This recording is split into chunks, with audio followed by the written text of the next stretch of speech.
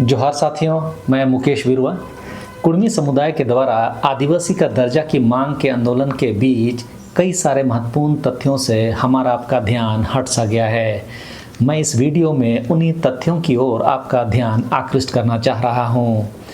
अंग्रेजी शासन के समय में कुर्मियों की स्थिति और भारत आज़ाद होने के बाद राजनीतिक पार्टियों की स्थिति क्या कुछ कहती है, आज हम उसे समझने का प्रयास करते हैं। ब्रिटिश शासन में जातियों और जनजातियों का वर्गीकरण प्रणाली संवैधानिक नहीं था। जी हाँ, संवैधानिक नहीं था। आइए इस तथ्य को समझते हैं। ब्रिटिश शासन में जातियों और जनजातियों का वर्गीकरण प्रणाली संवैधानिक न होकर प्रशासनिक, जनगणना और सामाजिक आर्थिक आधार पर किया जाता था। कुर्मी समुदाय को आमतौर पर कृषि जाति के रूप में ही जाना जाता था, न कि आदिवासी के रूप में, और ऐतिहासिक रिकॉर्ड्स में उनका आदिवासी वर्गीकरण का कोई प्रत्यक्ष प्रमाण नहीं है। याद रहे, मैंने यह शब्द वर्गीकरण इस्तेमाल किया। ब्रिटिश काल में कुर्मियों के आदिवासी वर्गीकरण का कोई आदेश नहीं दिया गया था। ब्रिटिश भारत में जनजातियों की परिभाषा और वर्गीकरण अनौपचारिक और क्षेत्र विशेष पर था। उसी के तहत कुर्मी को कभी आदिवासी नहीं माना गया। उन्हें अधिकतर कृषि जाति या अन्य पिछड़ी जाति के रूप में ही वर्गीकृत किया गया, और जो भी अध्यादेश जारी हुए वे भी क्षेत्रीय स्तर पर ही कुर्मियों को हिंदुओं के उत्तराधिकार अधिनियम में छूट देने के लिए दिया गया, न कि आदिवासी का दर्जा देने के लिए। जिस तरह का आदेश 1950 में जारी हुआ, उस तरह का आदेश वास्तव में देखा जाए तो ब्रिटिश काल में किसी के लिए भी जारी नहीं हुआ था। ब्रिटिश प्रशासन ने जनजातियों को एबोरिजिनल ट्राइब्स या प्राइमेटिव ट्राइब्स के रूप में वर्गीकृत किया, लेकिन यह मुख्यतः जनगणना और इथनोग्राफिक सर्वे के माध्यम से हुआ। जैसे 1871 के क्रिमिनल ट्राइब्स एक्ट में कुछ समुदायों को आपराधिक जनजाति के रूप में सूचीबद्ध किया गया, लेकिन उसमें कुर्मी शामिल नहीं थे। अंग्रेजों के आने पर वो आदिम जनजाति उन लोग पर तीरों से हमला करते थे। इसी कारण से प्रशासनिक सुविधा के लिए उन्होंने उन जनजातियों को आपराधिक जनजाति के रूप में सूचीबद्ध किया। इस टर्मिनोलॉजी के कारण भी एक समय में कुर्मियों ने अपने को अनुसूचित जनजाति या आदिवासी के रूप में सूचीबद्ध करने का विरोध करते रहे। H.H. रिजले ने भी कुर्मियों को एक कृषि आधारित जाति के रूप में ही वर्गीकृत किया। उन्हें आदिवासी नहीं माना गया, क्योंकि आदिवासी वर्गीकरण मुख्यतः उन समुदायों के लिए था जो जंगली क्षेत्रों में रहते थे और परंपरागत जीवन शैली का पालन करते थे, जैसे हो, मुंडा और संथाल उरांव आदि। अनुच्छेद 342 एक संवैधानिक प्रावधान है जो राष्ट्रपति के आदेश जैसे the constitutional schedule tribe order 1950 के माध्यम से जनजातियों को सूचीबद्ध करता है। ब्रिटिश काल में कोई ऐसा केंद्रीकृत आदेश नहीं था। वर्गीकरण स्थानीय प्रशासकों, गवर्नर या विभागीय नियमों पर आधारित था। ब्रिटिश काल में जो प्रमुख वर्गीकरण था उसमें से एक था क्रिमिनल ट्राइब्स एक्ट 1871, जिसमें कुछ आदिवासियों की आदिम समुदायों को आपराधिक रूप से चिन्हित किया गया था। कुर्मी इस पहचान से अपने को कोसों दूर रखी और अपने को कृषक जाति के रूप में ही वर्गीकरण को स्वीकार करती रही। फिर फॉरेस्ट एक्ट जैसे इंडियन फॉरेस्ट एक्ट 1927, इसमें भी आदिवासियों को जंगलों से जोड़ा गया, लेकिन कुर्मियों को इससे अलग रखा गया। जितने भी सेंसस रिपोर्ट्स आए हैं उस पर मैंने यह वीडियो विस्तार से बनाया है, आप जाकर देख सकते हैं। उन सब में भी कुर्मियों को हिंदू के अंतर्गत एग्रीकल्चरल कास्ट के रूप में ही रखा गया। ब्रिटिश काल में अंग्रेजों ने जातियों और जनजातियों को प्रशासनिक उद्देश्य से, जैसे टैक्स वसूली, भूमि का वितरण आदि के लिए वर्गीकृत किया गया था। 1891 के इथनोग्राफिक सर्वे में कुर्मियों को एक नॉन ट्राइबल समुदाय के रूप में ही वर्णित किया गया। झारखंड, उस समय छोटा नागपुर कहा जाता था, उसमें आदिवासियों को शेड्यूल एरियाज में रखा गया, लेकिन कुर्मियों को बाहरी या प्रवासी के रूप में ही देखा गया और रखा गया। 1935 के गवर्नमेंट ऑफ इंडिया एक्ट में बैकवर्ड ट्राइब्स का उल्लेख था, लेकिन स्पेसिफिक रूप से कुर्मी उसमें फिट नहीं थे। कुर्मी समुदाय ऐतिहासिक रूप से अपने को क्षत्रिय के रूप में स्थापित करने का कोशिश करते रहे हैं। भारत सरकार ने भी संसद में एक सवाल के जवाब में स्पष्ट किया कि कुर्मी आज़ादी से पहले किसी भी आदिवासी सूची में सूचीबद्ध नहीं थे। आप विस्तार से मेरे इस वीडियो में इसे देख सकते हैं।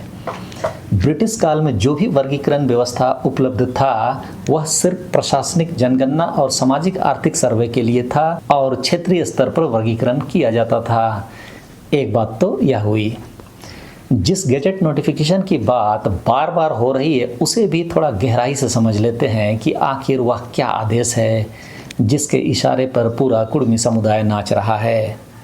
मेरे रिसर्च में यह नोटिफिकेशन ब्रिटिश भारत के संविधान का हिस्सा न होकर भारतीय उत्तराधिकार अधिनियम 1865 यानी कि इंडियन सक्सेशन एक्ट 1865 की धारा 332 के तहत जारी एक नोटिफिकेशन मात्र है। आइए इसे समझते हैं। आप देखिए, यह है वह धारा जिसके तहत 1913 का तथाकथित आदेश जारी हुआ है। यह सेक्शन ब्रिटिश भारत में किसी भी जाति हो या संप्रदाय या जनजाति को इस अधिनियम के प्रभाव से छूट देने की गवर्नर जनरल की शक्ति को दर्शाता है। जी हाँ, गवर्नर जनरल को वो अधिकार देता है जिसके तहत वह किसी भी समुदाय को छूट दे सकता है। मतलब हिंदू उत्तराधिकार अधिनियम 1865 से छूट देने की शक्ति गवर्नर जनरल को दी गई है, जिसका इस्तेमाल वे कर सकते हैं। और इसी सेक्शन का इस्तेमाल करते हुए गवर्नर जनरल ने 1913 का यह गैजेट नोटिफिकेशन जारी किया। यह gadget notification the gadget of India में प्रकाशित एक अधिसूचना है जो 3 मई 1913 को जारी की गई है। इसकी संख्या 550 दिखा रहा है। यह अधिसूचना वास्तव में हिंदुओं के भारतीय उत्तराधिकार अधिनियम 1865 की धारा 332 के तहत जारी की गई है।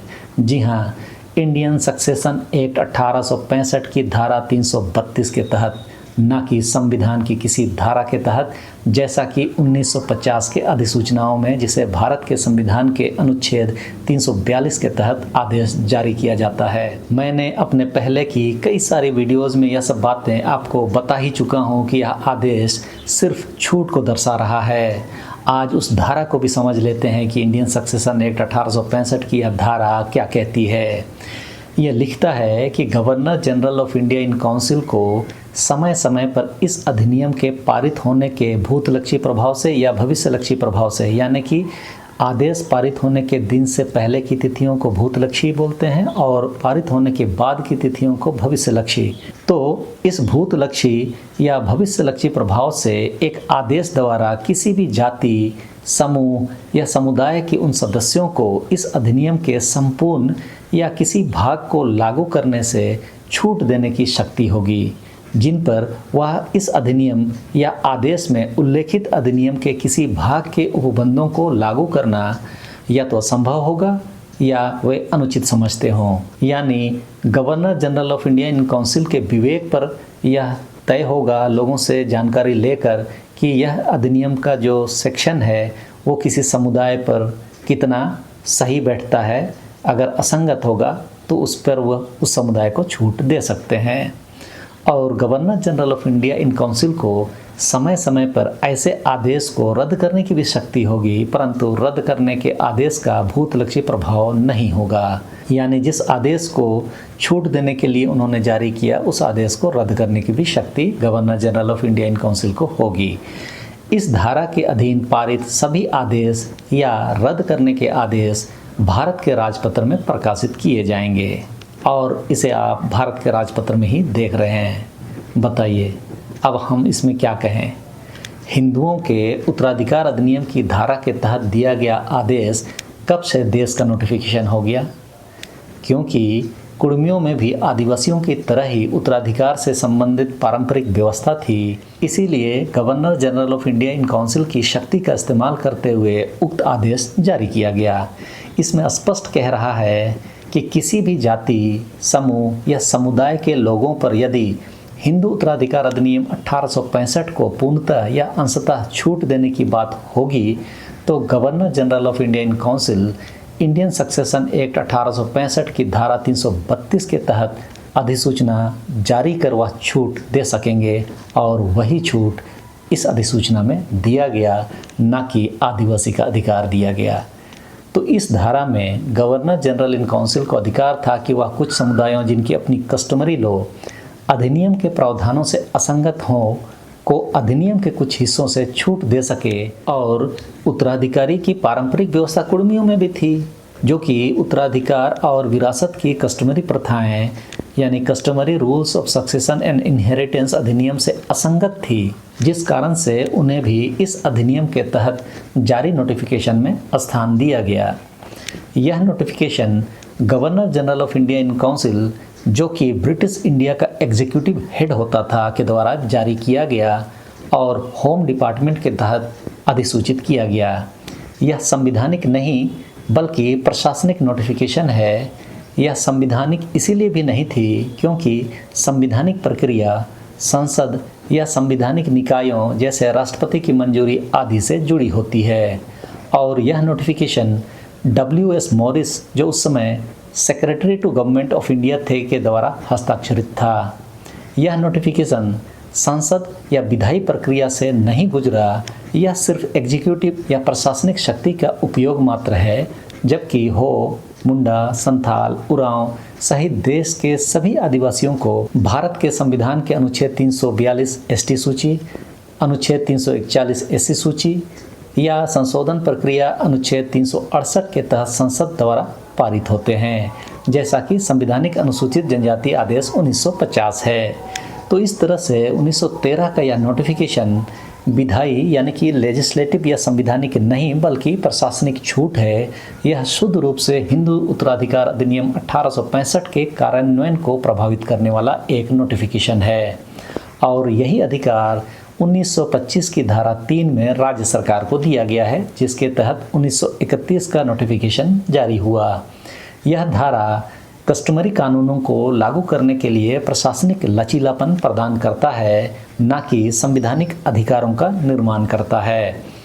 संवैधानिक प्रक्रिया से मतलब है कि जैसे अनुच्छेद 14 यानी कि समानता का अधिकार, अनुच्छेद 21 जीवन का अधिकार, अनुच्छेद 366-25 अनुसूचित जनजाति की परिभाषा आदि जो 1950 के बाद लागू हुए, उससे पहले इन सब अधिकारों की संवैधानिक व्याख्या नहीं थी। इस समय में हिंदू उत्तराधिकार अधिनियम 1956 की धारा 22 में अनुसूचित जनजातियों को छूट दी गई है, जो केंद्र सरकार के गजट नोटिफिकेशन पर निर्भर है। यह भी प्रशासनिक है लेकिन संविधान के अनुरूप। 1913 और 1931 का नोटिफिकेशन तो संविधान के अनुरूप भी नहीं, सिर्फ एक प्रशासनिक छूट थी। ब्रिटिश काल में ऐसे नोटिफिकेशन सामान्य थे जो स्थानीय कस्टम्स को मान्यता देते थे। ये सभी नोटिफिकेशन पूर्ववर्ती कानूनों के तहत प्रशासनिक ही रहे हैं। आज के समय में हिंदू उत्तराधिकार अधिनियम 1956 की धारा 22 का इस्तेमाल हम आदिवासी अपने को हिंदू नहीं होने के सबूत के रूप में स्वीकार करते हैं, लेकिन आदिवासी तो अभी भी आदिम विशिष्टता, भिन्न संस्कृति, भौगोलिक अलगाव, संकोची स्वभाव और आर्थिक पिछड़ेपन के कारण ही माने जाते हैं, जिसके तहत कुर्मियों को TRI की एंथ्रोपोलॉजिकल रिपोर्ट ने आदिवासी मानने से इनकार कर दिया। आज के समय में यानी कि स्वतंत्र भारत में ST वर्गीकरण के लिए registrar general of India, national commission for scheduled tribes और मिनिस्ट्री ऑफ ट्राइबल अफेयर जैसे निकायों द्वारा तथा जनजातीय शोध संस्थानों के एंथ्रोपोलॉजिकल रिपोर्ट आदि के द्वारा पुनः अवलोकन की आवश्यकता होती है और कुर्मी समुदाय को झारखंड की TRI रिपोर्ट के आधार पर ही जनजाति मानने से इनकार कर दिया गया, अस्वीकार कर दिया गया और उसी रिपोर्ट के आधार पर भारत सरकार ने भी कुर्मी को जनजाति मानने से इनकार कर दिया। यह सिर्फ एक उत्तराधिकार छूट मात्र है, न कि पूर्ण ST स्टेटस का दस्तावेज। सुप्रीम कोर्ट ने भी महाजन वर्सेस स्टेट ऑफ बिहार मामले में ऐसे पुराने दस्तावेजों को ST मान्यता के लिए अपर्याप्त माना और आदिम विशिष्टता, भिन्न संस्कृति, भौगोलिक अलगाव, संकोची स्वभाव और आर्थिक विपन्नता को ही आधार माना। भाजपा की राजनीतिक महत्वाकांक्षी वाली अर्जुन मुंडा की सरकार ने 2004 में इन्हीं अधिसूचनाओं का उपयोग कर कुर्मी को आदिवासी बनाने का कैबिनेट फैसला किया था, लेकिन TRI की एंथ्रोपोलॉजिकल रिपोर्ट ने कुर्मियों को आदिवासी मानने से इनकार कर दिया और उसी के आधार पर केंद्र सरकार ने भी इनकार कर दिया। सोचिए किस तरह से राजनीतिक सरकारें दिखावे के लिए एक प्रशासनिक आदेश को संवैधानिक आदेश में घुसाने की कोशिश करती है। शुक्र है कि कुछ संवैधानिक निकाय हैं जो इस राजनीति से ऊपर काम कर रही है और आदिवासियों का हक और अधिकार को बचा पा रही है। याद रहे, चूंकि 1913 और 1931 का आदेश एक प्रशासनिक आदेश है, इसीलिए ऐसे दस्तावेजों को चुनौती आसानी से दिया जा सकता है। सरलता के लिए आप इसे इस तरह भी समझ सकते हैं कि झारखंड में CNT एक्ट 1908 होने के बावजूद भी एक IAS स्तर के अधिकारी के आदेश के आलोक में लीज के नाम पर या बंधक के नाम पर आदिवासियों की जमीन गैर आदिवासियों को हस्तांतरित होती रही है। गैर आदिवासियों को हस्तांतरित ज़मीन का मामला जब न्यायालयों में पहुंचता है तो भले ही कई तारीखें पड़े, लेकिन अंतिम फैसला तो आदिवासी के पक्ष में ही होता है। तो 1913 और 1931 का अध्यादेश भी एक प्रशासनिक आदेश ही है और इसकी वैधता आदिवासियों के हक और अधिकारों को चुनौती नहीं दे सकती। बाकी आप भी थोड़ा सा प्रयास कीजिए ताकि आदिवासियों के हक और अधिकार की लड़ाई सही दिशा में आगे बढ़े। तो इस वीडियो में इतना ही। आपने अगर इस चैनल को अभी तक लाइक, शेयर या सब्सक्राइब नहीं किया है तो ज़रूर करें और दूसरों को भी इसके बारे में जानकारी दें। तो अभी के लिए इतना ही। सबों को धन्यवाद। जोहार।